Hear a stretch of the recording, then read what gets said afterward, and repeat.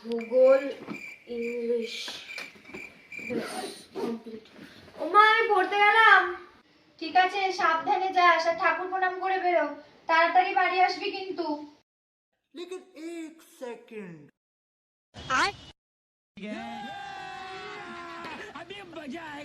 এ দিদি শোন। এ মেলতি, কি রে পেছনে ডাকছিস কেন?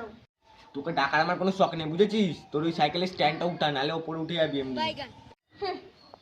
আমার ইচ্ছা, আমার স্ট্যান্ড উঠাবো কি উঠাবো না ওটা আমার ব্যাপার।